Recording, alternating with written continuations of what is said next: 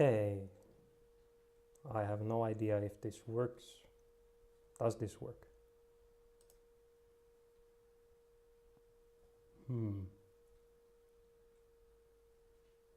wonder how I can check if it works, because this interface doesn't really show anything.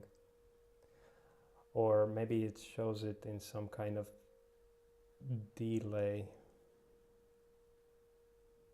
It could have some lag. Okay, Andre seems to see it working, but I'm not sure if I'm having lag or not. It could be that it's that what I'm saying comes with some kind of delay, but hard to say. It says excellent connection in this screen, so I'm guessing it should be real time, but I have no idea how this YouTube live system works.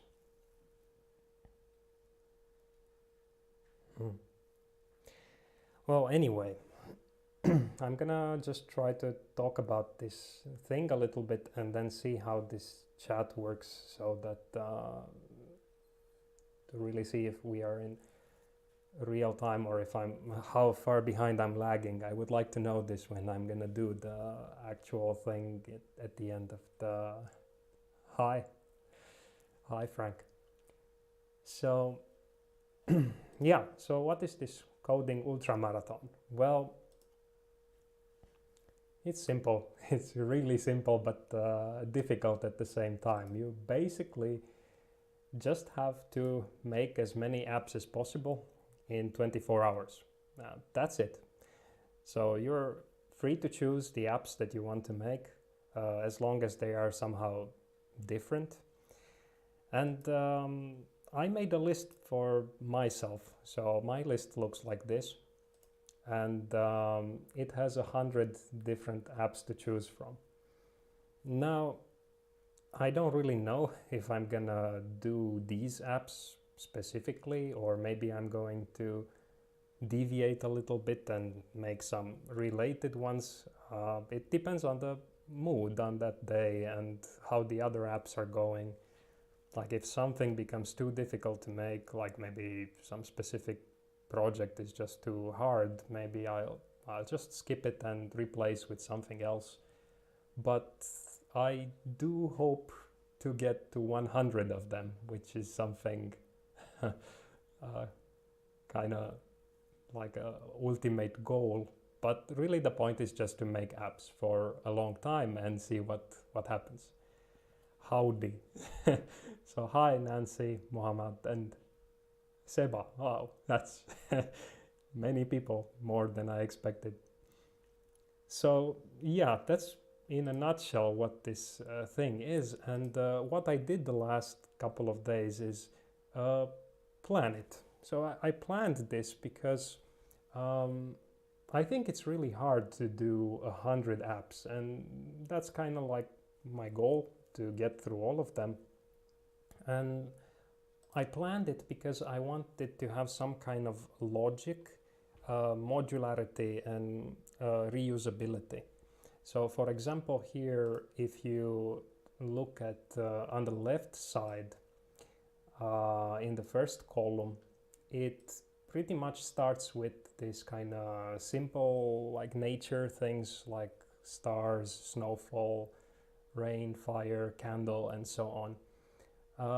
Now, these kind of things that I'm doing here are going to be used later on. So, for example, in these dark forest, white forest, gloomy forest, and so on, I'm going to reuse things like the fire, the clouds, the northern lights, and things like that.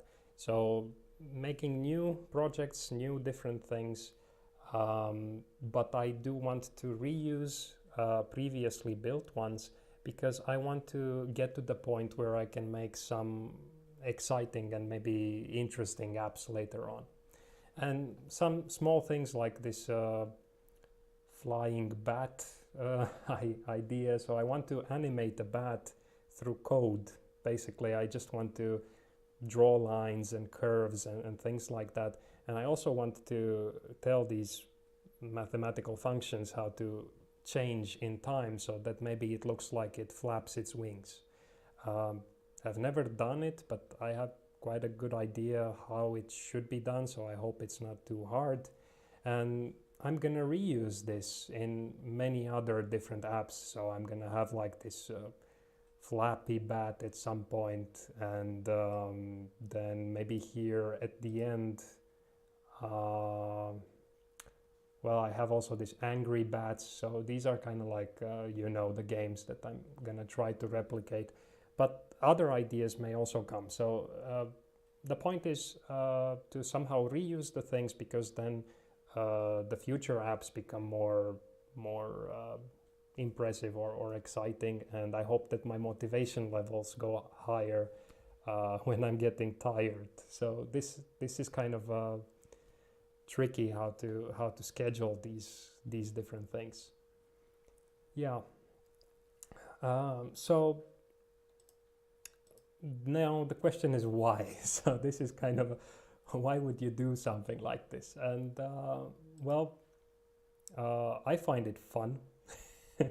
I don't know if you would find it fun, but I like programming. I usually like it. I like it as a hobby, and I've been doing very little of it all recently because of all the research, but or just focusing on few very difficult projects. So I kind of like to do also smaller things, and when you do many small things, it feels like you're achieving so many nice things, and that's pretty much one of the reasons. Then I also think that it's important to know your limits. So this is something I usually like to do with many different kind of things, but knowing your limits, I think, is good, testing them, because if you plan to do some kind of task and you set yourself a deadline, or maybe the task comes with a deadline and you have to choose if you want to do it or not, if you know your limits, then you are not going to make a foolish choice and say that, okay, I will do it in 3 weeks, and then after 3 weeks you realize that it's half done, even though you're working your butt off. So it's kind of like a good idea to know what the deadline should be, and if you really know your limits, then you're not going to promise something crazy or even impossible according to your skills. And I think that combining it with the fun aspect here, from my side at least, it's a good combination. Then I like challenges. I want to do something, at least one challenging thing every year. So I've been doing many other things like, running, cycling, skiing, long distances. And now this particular year, I'm not in the best of shape. And what I am in shape is, my coding skills. So they are not really coding per se is in a good shape, but it's in a better shape than usual, because I did do a lot of programming this year, but as I said, like focusing on these bigger projects that almost never end, so it's just kind of so I'm kind of like in a good position right now to do such a challenge, and I think that I'm not gonna get any better than what I'm at the moment. And so I never tried this kind of coding challenge before, and I see many people doing all kind of stuff, and I want to try something too, and maybe invent this coding ultramarathon here. I think it's a interesting thing to try out. And finally, I want to make more content. So some of you and also me, I want to make some more content, and I think that 24 hours of something is a lot more content. Maybe it almost doubles all the content that I have, because I just have these kind of very small short videos on YouTube. I do have the long lectures that I film sometimes, but yeah, maybe this is more interesting somehow. I don't know. It could be also an educational process because I'm gonna talk while I'm doing it, but I don't really make it like a tutorial. I'm basically just gonna show how it's done and explain what I'm doing at the time I'm doing it. Now, yeah, so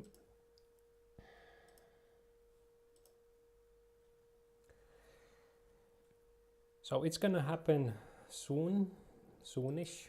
It's gonna start on November 27th at 4 in the afternoon. So basically, when people get off from work on Friday, and it's gonna end on the next day, so Saturday evening.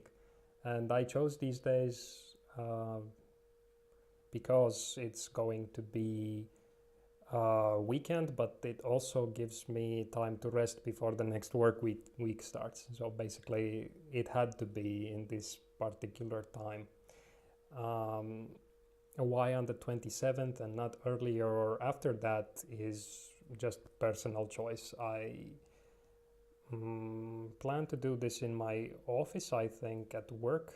Nobody's gonna be there probably around this time, so not gonna be disturbed, and it's also going to be better internet connection than what I have at home.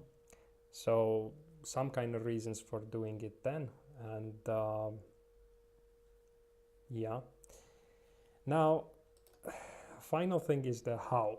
So this is kind of a interesting thing because I don't know how it's gonna happen. It's just gonna happen. So I am planning for it in the sense that I have that app list already done, and I'm not really gonna change it anymore. But as I said, I'm not gonna just follow it if I think that some other app is more interesting or some, I don't know, some better idea comes.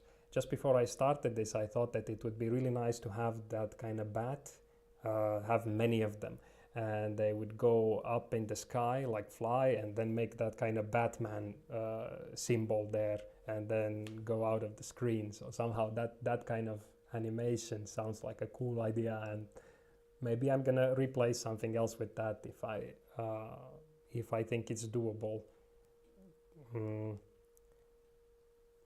Taking into consideration what other apps I've done before on the day.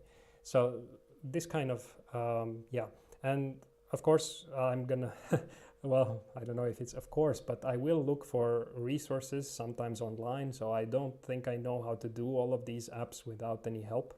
And I will check online for all kind of tips, tricks, code samples. But the rule is going to be that all the code that you are writing has to be explained. So if somebody else wants to do this and somehow feel like they actually accomplished the coding ultramarathon, make sure that whatever code you take or I will take has to be understood and explained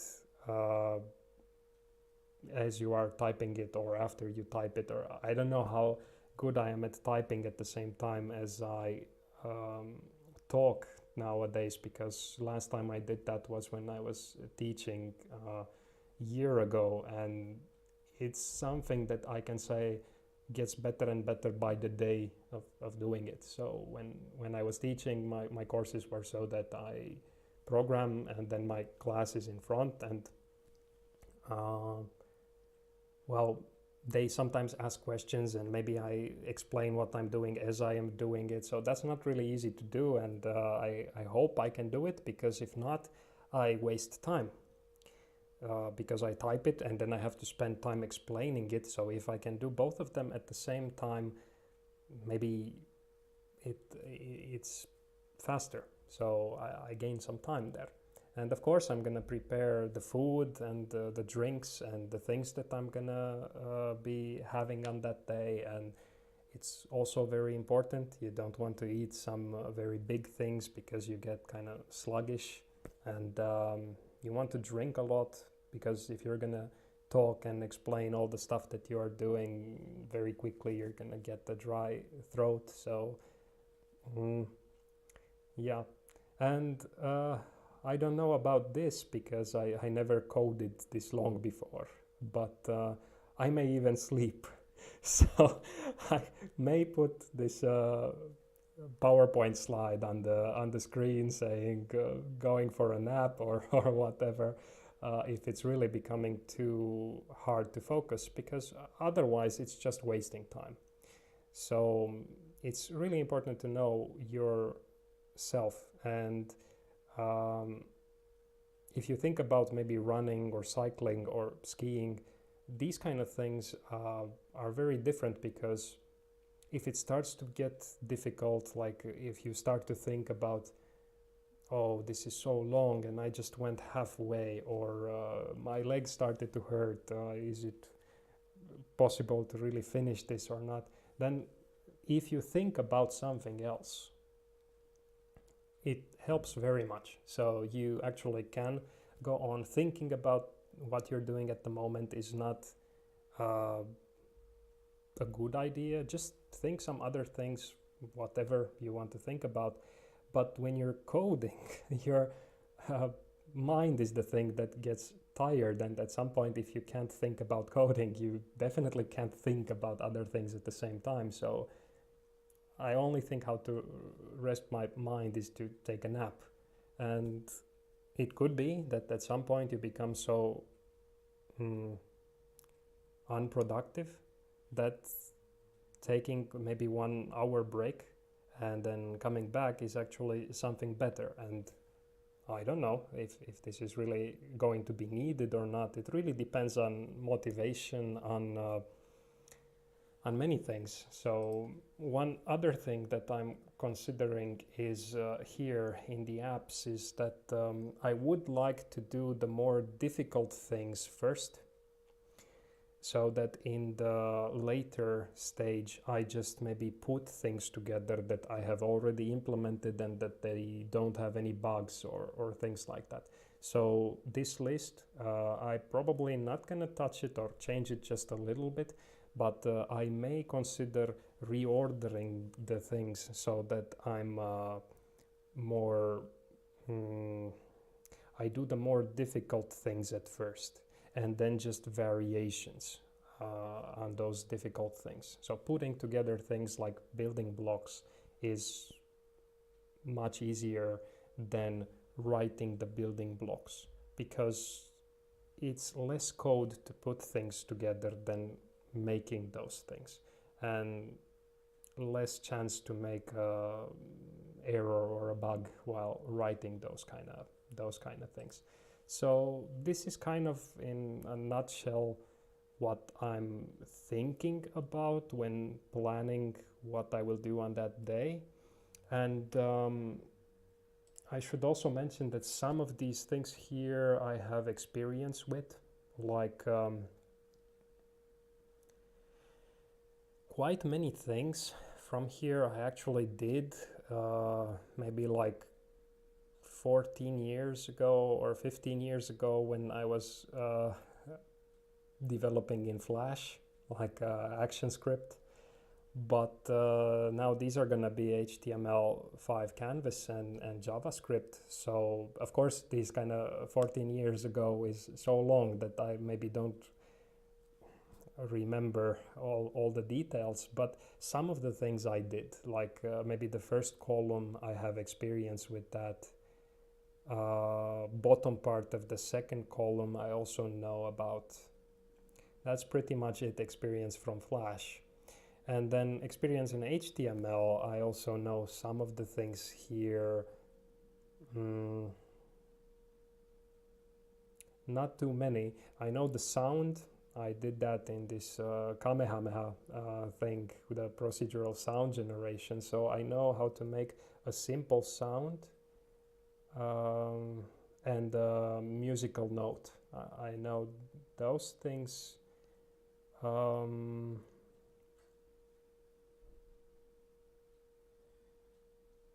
I did do some pendulum related thing in my course, and some kind of spider web thing, but it's gonna be different what I'm planning for this, so it doesn't really matter much. And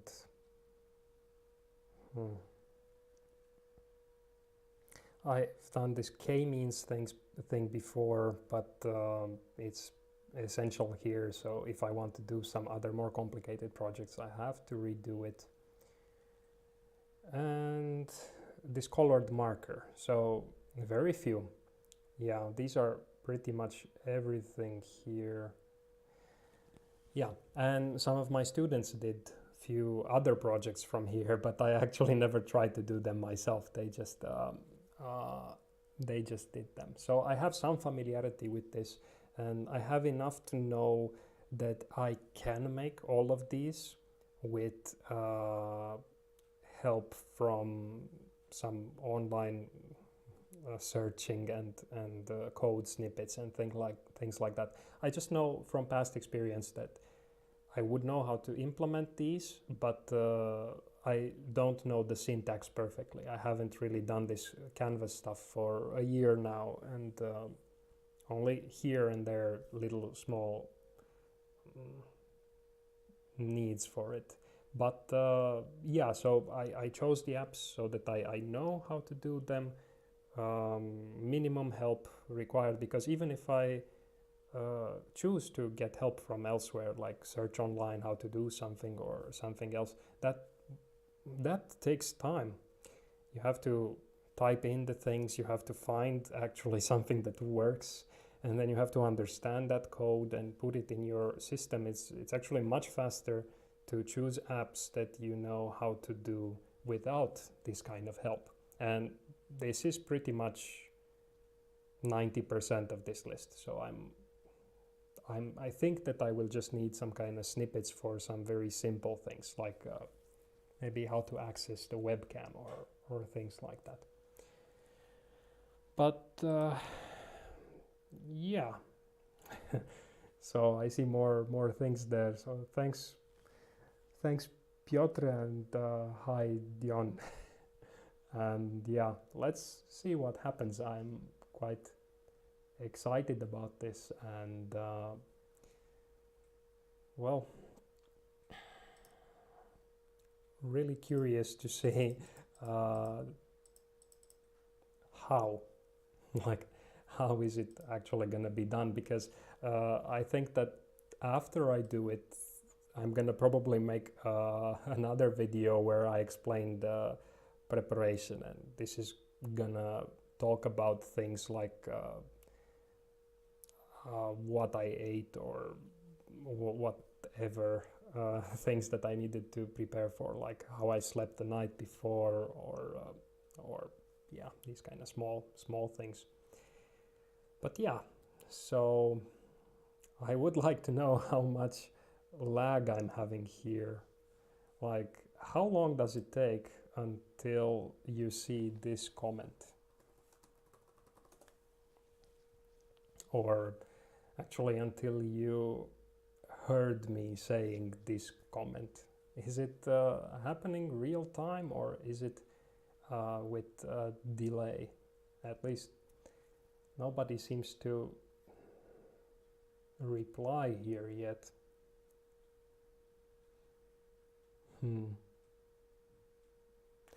Yeah, so if this actually takes a long time and it lags, then I guess I can't really interact efficiently with people there, but it doesn't really matter. I don't think that there will be many people watching it anyway, and I will make it available afterwards. So the question was, if I type now something,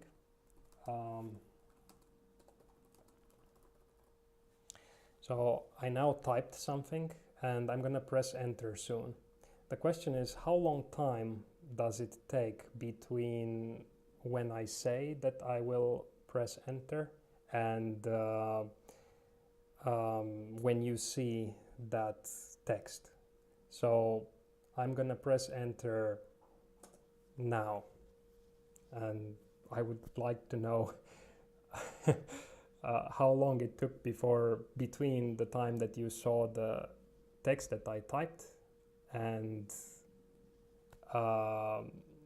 yeah, and okay.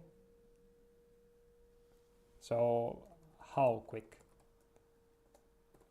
I'm now typing at the same time that I talk.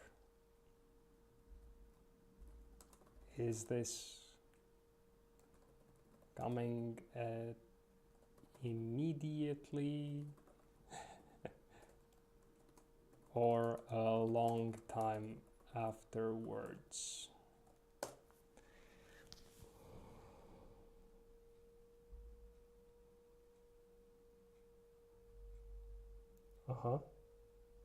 So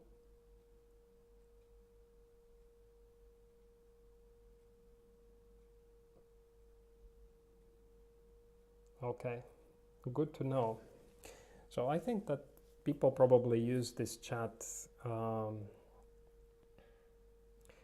so that they react with a delay, and I guess this is okay. It probably matters what is the quality of your camera, and yeah.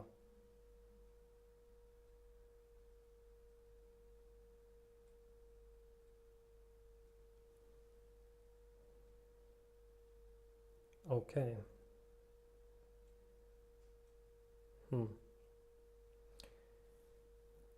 Interesting. I guess that there is some kind of I think there is no synchronization problem between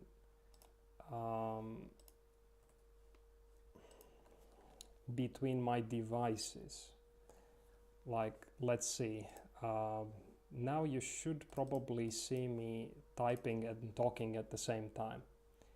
So I'm now typing something in PowerPoint. Can you see this as I type? And now I'm gonna go and type something really quickly in the chat. Is it going to appear before you see this message?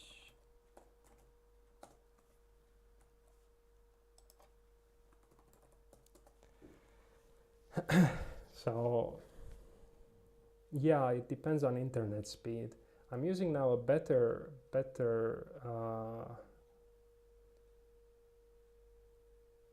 internet, but I think that some delay is going to happen because of the quality of this system. Like if you use better camera for it, it's gonna have a higher resolution, and depends on the bandwidth, of course, but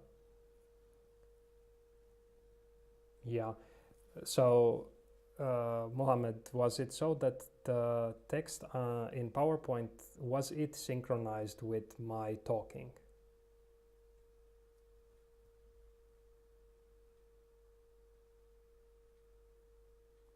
Wow, okay. So yeah, the chat message is faster than the video. I thought that this is the case. But I'm curious now if the things that you see me typing are being synchronized with my speech, because this is going to be really important when I'm typing code. Yeah, so I think, great. So I think that this is the most important thing, because I really don't want to talk about something that is not on the screen. Like, it's really easy to scroll it out of the screen, and if it's unsynchronized, then you can see how that some kind of function would go out of the screen, and then you're talking about that because you still see it on the screen, and others don't. So yeah, it is supposed to be synchronized, but I was just not sure. It's first time that I that I try this system, and I want to know what to expect. Yeah, well, I'm using this OBS Studio software, and this one I think it combines the camera stream and the PowerPoint screen in this case. I think it combines both of them into one thing and sends it in one object. I think, yeah, it's expected to be synchronized. It's just I'm not exactly sure how that software works. If it maybe prioritizes something something more than else. It's like a black box. But yeah, you're right. Code Ninja. That's a cool name. I should have come up with that. Yeah, well, I think that's not a problem. So I will, anyway, not stare at the chat all the time, but I will use two screens. So now I have just this one screen, and then I'm going to use two of them. And yeah, okay, so I'm streaming on 720p.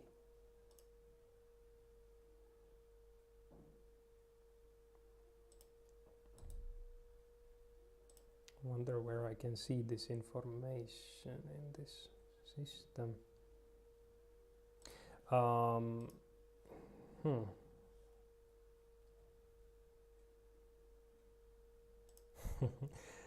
Let's see. I'm gonna try to actually open some coding thing. I'm curious if this resolution is good enough. I didn't think about it, but now you mentioned this 720p, and it doesn't sound fantastic.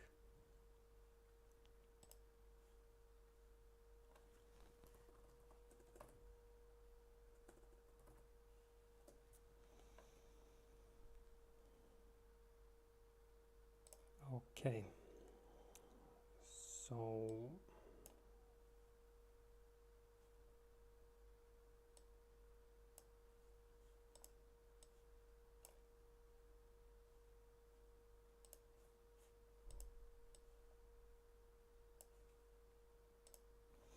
yeah, so now you should actually see this notepad ++, and I'm assuming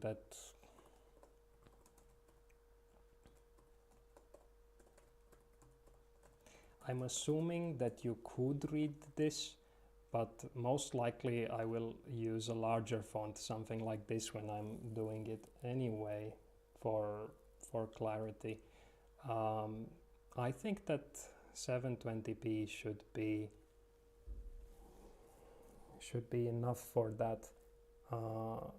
Higher than that probably is gonna cause some kind of louder. Okay, so maybe well, it's maximum value on my volume on my microphone. I just have this kind of lav mic, or however you call it. I'm not sure if I can get it any louder. I have another microphone, but I think this actually gets the loudest volume.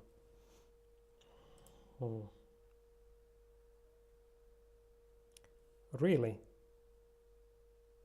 Wow, that's a problem.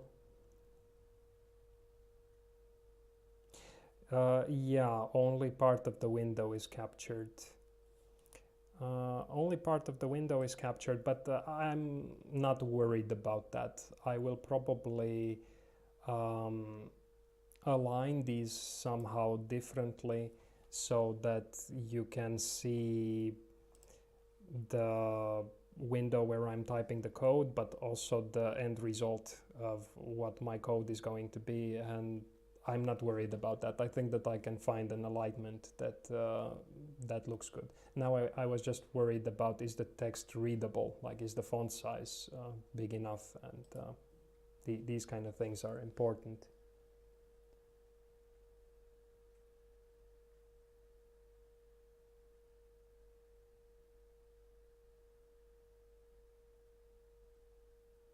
Oh, okay. So Andre, was it a false alarm? Is the microphone good enough, or should I try to use the other and experiment more?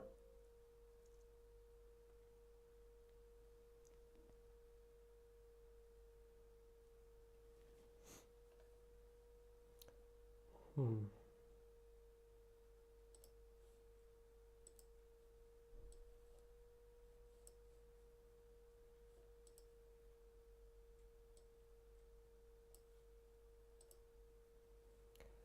Yeah, now I'm playing a little bit with this notepad uh, size. So I got it to fit in the screen, and I could get it to be even exactly the size of the screen. But I'm planning to have something like this, and then maybe, yeah, probably my video stream will be here in the corner. And I think that on the top here, or just behind this part, I'm going to have the browser showing whatever I'm doing at the same time. I don't really need to full screen that, and I think it's gonna be doable, so no big problems there.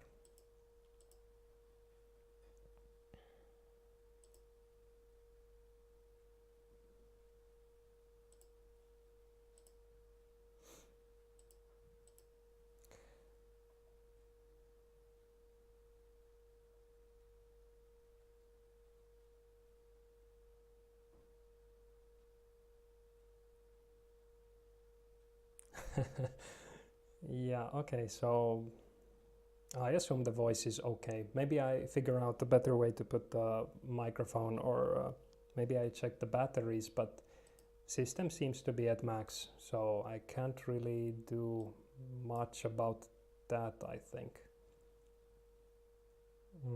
Changing the microphone is one thing, so I may consider trying with the other one. I see now the levels that this microphone is getting, and yeah, okay, this was useful information. Yes, for loop. Um, there, I made it do one extra step. I think some of you were at some point mentioning for loop should start at 0, or others think it should start at 1, but yeah. Well, why Notepad is a funny thing. I know how to use it best. I know it sounds silly, but so when I teach, I prefer Notepad, or I prefer something that is as simple as possible, because when IDEs or when text editors have too many complicated features, like allow you to type text, copy the text at the same time as you are typing, or autofills the function, or things like that. I don't like those for teaching, because it assumes that the students watching are going to know all those features. It's scary when things appear in some other location than where the cursor is currently typing. Not everybody knows how to use Visual Studio Code or Eclipse or whatever Sublime, many software nowadays. So I prefer this Notepad just because I have experience with it, because we program in a bunch of different languages. Students give projects in everything, and it can show any kind of thing that I've gotten so far. So I'm used to it.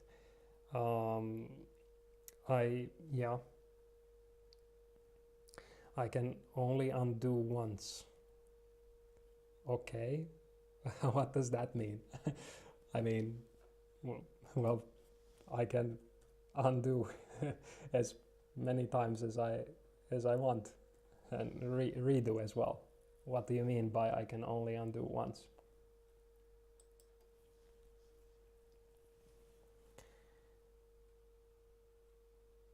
And I really think that in this kind of situation, trying to change the tool just before the event is kind of silly.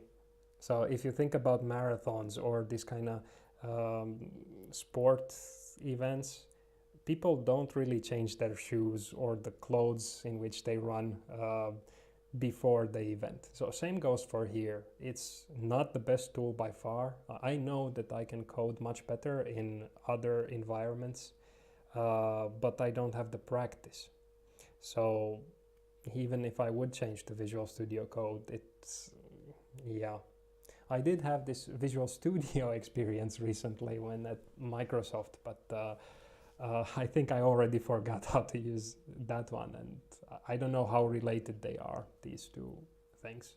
I installed Visual Studio Code just once just to see how it is, but haven't really coded inside it.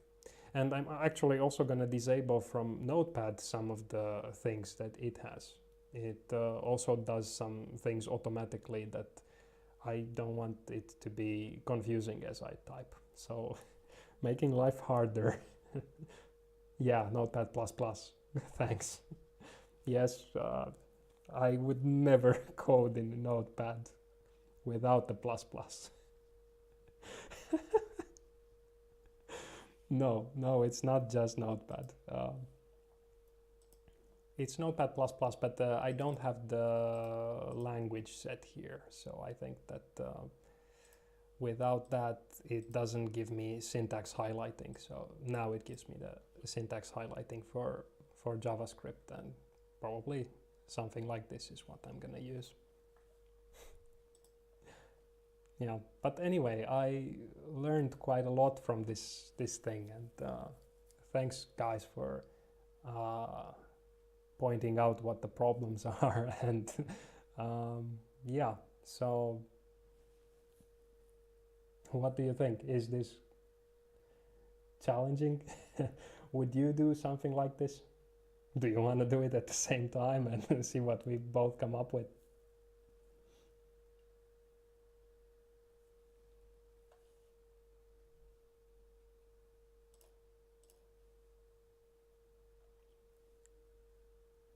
Wow. Okay, well, if I have enough time at the end, I will consider that. What's next? Do one of the tasks blindfolded or type it with one hand?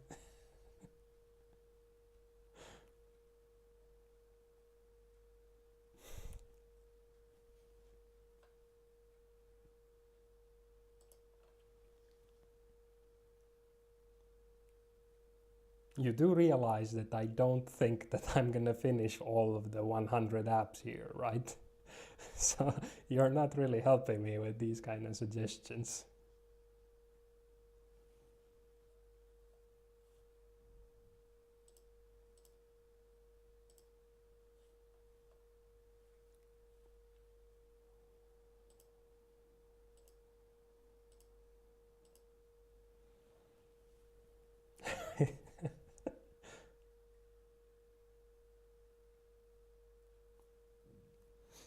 Yeah, I already answered that. So there are better IDEs and better editors out there. I know, but I just don't have experience with them now. And I think that the best tool to use is the one that you know it the best in this kind of situation. So yeah, well, I will leave now the apps on screen here. So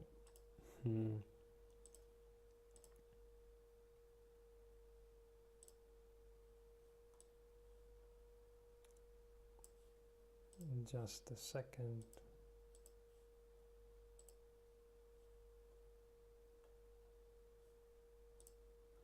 Yeah, so maybe best to have these on the screen now. And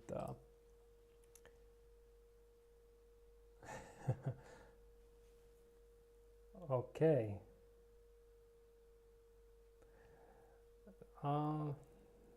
So how do you find where are those listed? Is that Reddit or something? This programming challenge is V4.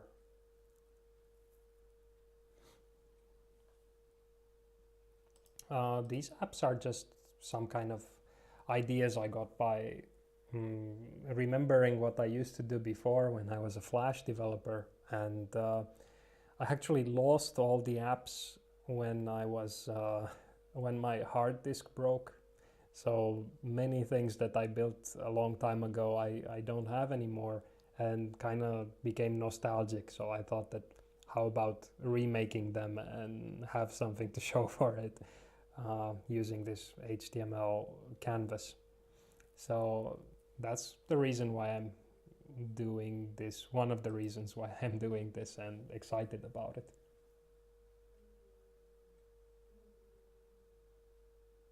Yeah, definitely. Syntax highlighting is really important because typos are really hard to spot even with syntax highlighting. So without it, you're just, yeah, you're blind. Okay. Okay, so 4chan has this kind of, I didn't know. My internet presence and knowledge is kind of limited. It's kind of funny to say this, but I just started to learn what are these things like Twitter, Reddit, whatever. I just never cared so far. But I think that some of the content that I made is, well, my students seem to like it, and some of them told me that I should try to put it also in other places, and I'm starting to learn how these other things work, but they are quite tedious and I get bored of them. So I don't know how much I will check these things, but I do know that there are these challenges, different challenges and lists out there, and that people are competing, or they set these really nice objectives like do one app per day or work at least 1 hour per day. So I think these are really nice, and I would do it if I would be learning coding, or yeah. So definitely I think these are fun things to try, and others comment and you get this kind of nice feedback, and you feel like you progress with other people. So it's kind of not just coding by yourself. When I learned how to code, I didn't even have internet, so it was pretty much trial and error or looking in some books, or yeah, definitely much more exciting to learn how to code nowadays. And there are so many different places where you can learn, like free tutorials and things like that. Yeah, I think that if I would spend more time promoting the things or sharing the content, then that would bring more audience. For this particular event, I don't know if audience really helps so much, because it's really a demanding task, and I don't know if I could really interact with bigger audience than you guys. So yeah, it's debatable. But if I ever do some kind of live streaming where I teach, like if I will do tutorials, live tutorials someday, then that would be nice to have a larger audience there. So yeah, of course, if a bigger audience comes for the marathon thing, then that's great too. But the video will be, I will put it on YouTube afterwards, so it's gonna stay there. And yeah, okay, okay. So Indra just happened to be here. Well, great, great that you are here. I just hope that this challenge thing is interesting to you, and if not, maybe other kind of content on the channel you like. Just let me know if you find something interesting, or if you want some other stuff to appear here. Yeah, Nancy has a point. I think that these live tutorials are really great, because I was just talking with Frank before that in live tutorials you have a chance to talk to the audience, and when they say that they want to see some specific thing, you can adapt your code and really teach that one thing that people are interested to do. If you just make an offline tutorial, then maybe you spend a lot of time making it and then nobody wants to see it. But in the live version, at least somebody is going to get exactly what they want to see there. And we were also talking that maybe it's too fast, like people can't type at the same time as you and follow you. But I don't think that is a big problem if you store the video afterwards. So I think that people just want to see something getting done, and then if they really want to replicate and do the same thing, they can do it. Yeah, that Frank. So now I know where you came from. Okay. Yeah, so basically what I was saying is that if somebody wants to replicate, then they can. Yeah, yeah. Okay. So yeah, maybe I try to make at some point more tutorials, but I think I need time for that to think about some interesting projects, and also, well, also have time to teach. At the moment it's pretty much all the time goes to research, and anything that I post on the channel I do on weekends, and it at the moment the content is limited. I don't do anything in the weekend that requires too much brain power, so it's these kind of silly, funny or advice videos that I yeah. Yeah, definitely Indra came from Frank's channel. So content at the moment is kind of light and not so much educational, but at some point I think that I will teach again or make some kind of tutorials. And like Nancy says, maybe I consider also live live things.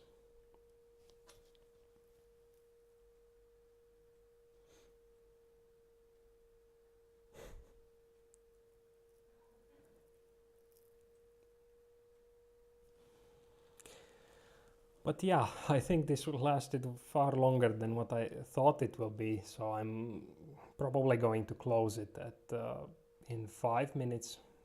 It's now almost 1 hour of me talking here and trying the webcam, screen sharing, streaming, and I don't think that the delay is that long. But if I would ask you something and then I would wait for the reply, that doesn't work. So I would need to wait maybe 10 seconds, even 5 to 10 seconds to get the reply from you, and that would just be very boring for everybody watching, like looking at me not talking anything. So I quickly figured out that I should just move on, talk about something else, and then come back to the chat when more text appears, and then change the topic again. So this is quite tricky to do in live when you are coding. It's not enough to just be able to type code and talk at the same time, but you also have to remember if you asked some question or if you got some advice before. It's kind of, yeah, I think the guys that are doing this on YouTube are really great, and they have very much experience doing it. I mean, without practice you cannot just start doing this efficiently, and yeah. But some simple things, they probably could be done live even by me. who knows? I'm actually thinking also if this ultramarathon goes nicely, then maybe I do some kind of short videos every day in December for this kind of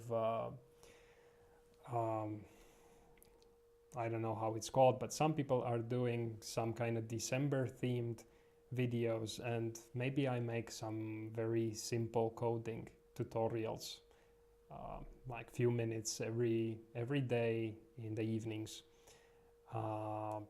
every day of December until Christmas. But let's see, that's if I get really much motivation from this coding again. So I'm quite excited about coding again, but maybe after these 100 apps I'm gonna get really fed up with it for a while. Who knows? Yeah, okay, I think I've seen this coding garden. I definitely have seen coding train, and I think that he has really good skills, and he practiced these for many years, and really you become good at doing these things when you are trying and practicing it. It's not something that people just know how to do. Yeah, I also thought about that, breaking the apps. So, well, if people will be somehow interested in how the apps will look like after the marathon, I may select some of them or a few of them and show tutorials on how to do them. It is possible to follow what I'm doing or take my code because I'm gonna post it, but it's not gonna be explained as good as what Frank, for example, does on his channel. So he spends very much time on explaining the things really well. And in this marathon thing, everything is gonna be like a shotgun. Gonna be really quickly. I will talk about all the things that I'm doing, but just enough information that you understand what the code is there, but not that you could really follow it like a tutorial, like what Frank is doing. So I think that this marathon thing is something I just want to do, and might as well record it, like to show how, if it is possible to do this kind of thing. And then if the apps are interested, ask me later, because I can make some kind of detailed explanation about a few of them, how they ended up. It's easy to do that kind of content once I did it already, so yeah, why not? But breaking the marathon into 100 different parts, it's gonna be crazy. It's the small videos are just gonna be incomplete or hard to understand, and I think I will just leave it as a whole video and maybe put links to where each app starts so you can quickly jump to them. But again, it's not meant to be really a tutorial, just to somehow explain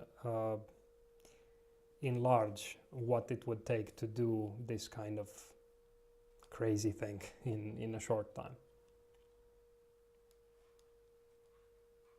Yeah, thanks. It's interesting. I've seen other people doing this kind of stuff, and I got motivated by them. There is one guy. I think he's Florin Pop, and he has this kind of challenges on his channel. Also makes some kind of HTML things, but not canvas related so much, a little bit. And he has this kind of making 10 apps in 10 hours, or even 10 smaller simple apps in 1 hour. And when I saw those videos, I somehow thought, how about doing it like, yeah, he does these kind of things. I've seen his channel a while ago, and then I thought, can I do it also too? And I got motivated by him for this idea. So yeah, I mean, many of these good ideas I think come from other people. It's very few ideas are really original nowadays.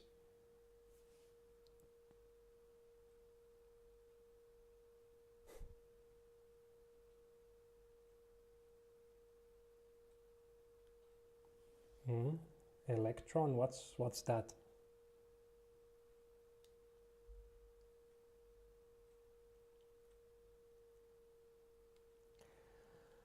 Well, I don't know details. Um, yeah, he does use React. So he uses different frameworks, and sometimes he does also vanilla things, I think. But I don't know frameworks, and I don't have interest to learn those. So I just know algorithms, and I know enough JavaScript to be able to implement algorithms, whatever algorithm I want to implement. But I don't know JavaScript perfectly, or I don't feel the need to know it perfectly. And same goes for these frameworks. Like it's really good idea to learn them, and you can do so many nice things with them, especially mobile apps. So nowadays many people use this React Native for mobile app development. I would like to know that, and I don't think it's very hard to learn, but at the moment I have no use for it. So I'm actually doing research at the university, and programming is just a hobby at the moment. I mean, of course I do programming also when I research, but it's usually some more serious abstract stuff, and this kind of 100 app list that comes in a very quick time, it's really motivating, and you get the feeling that something actually gets done. Many things get done. So it excites me to do this for a change. Okay, I didn't know. So I guess, yeah, there are so many different things nowadays, and I know that JavaScript is used in so many things, and there is also this node, I think, where you can use it also on the server side, on the back end, to make full applications. I think JavaScript is quite powerful, but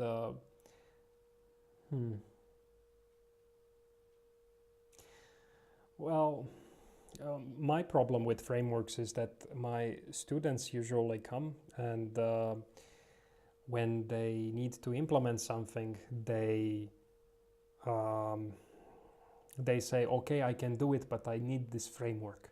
And then another student comes and they say, yeah, I can do it too, but I need this framework. And then another student comes and they say, yes, but I need this framework. If I let everybody install all these frameworks on the server, it's going to be a mess. It's going to be a total mess. And new students that are going to come, they need to know that framework if they are going to be able to expand on it. So if somebody who knows React, for example, does a pretty good job and leaves because he graduates or whatever, then I'm left with a piece of code that can be good, but then I have to wait for a student who knows React. It's not enough to have a student who knows JavaScript. So in some scenarios it's really good if you have a company and everybody is going to do the same things. Frameworks are definitely helpful, and you can't really go without except in some few cases. But in our case, every student knows something else or finds tutorials on something else, and then they want to use that. And I usually don't allow unless it's some really good reason.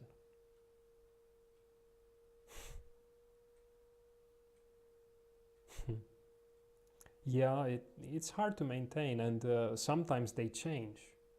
Like I think this Angular JS changed relatively recently, or maybe it was a year ago already, but basically many things had to change from one version to the other. And if you have a company, then everybody has to learn the new thing, and they have problems too. And of course, vanilla JS also has issues because you need to implement everything from scratch. So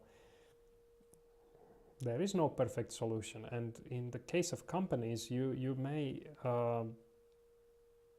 want to have a framework and everybody building on it, but I think it's a business. Like frameworks change because people want the new thing that they are building, the new framework, to be used by people. So it's not because the old ones are bad, but because the new ones need to have customers too. So things are changing all the time. And I think, as Frank says there, with vanilla JS you can't go wrong, but you need to do more work.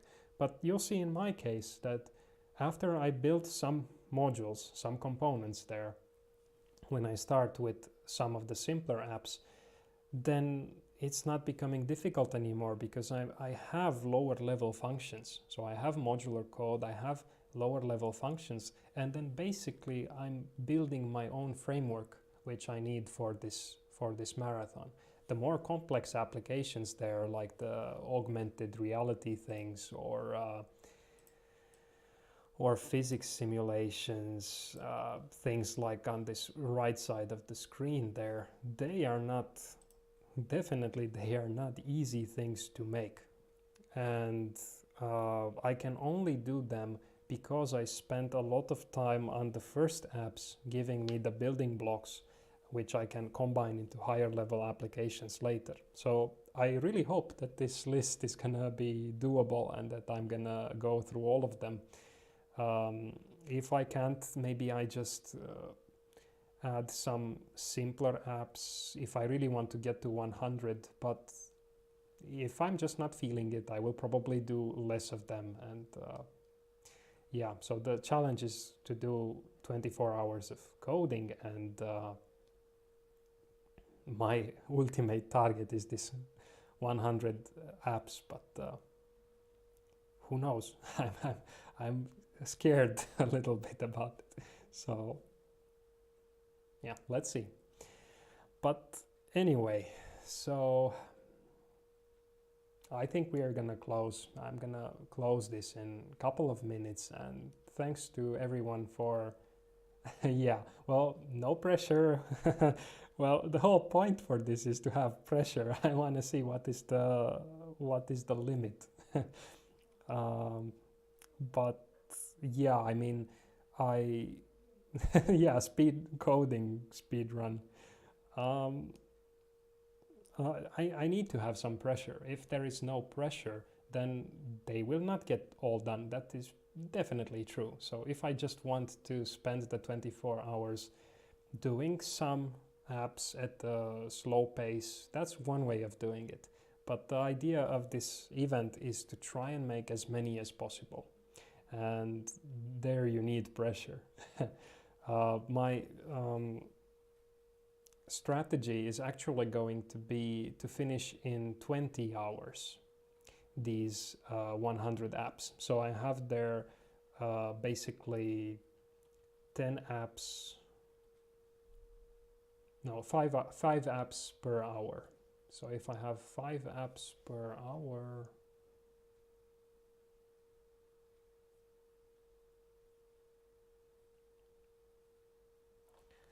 yeah, so if I have 5 apps per hour, this would terminate in 20 hours. And I'm aiming at that, but I know that it's not gonna happen. So it's better to aim and be faster than what is required. But we'll just see. So yeah, thanks guys for all the talking and this kind of advice, like teaching me how to use these things, and also telling me how laggy the system is. And yeah, I think we'll just see then how it goes at the end of this month, and yeah, maybe you will get. So when I'm teaching at the university, I definitely post a lot of coding things on YouTube, but I'm not sure when I'm gonna be teaching next time. So yeah, the simulations first, AR and games last.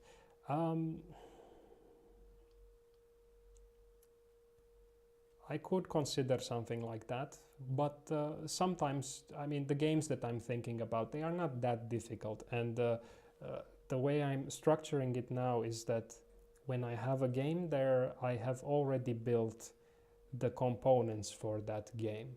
So if I just separate like that, it's also possible, but then the marathon maybe is kind of boring to watch.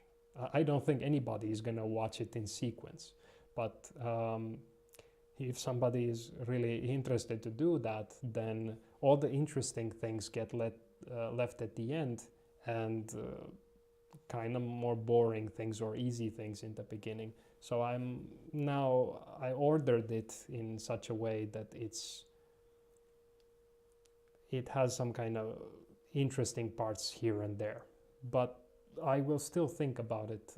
Probably the day before, I'm gonna look again at this list and think if a better order I can find. But yeah, so see you guys, and thanks for all the help. And yeah, I may make also some tutorials in the future, but not yet sure when that will happen. So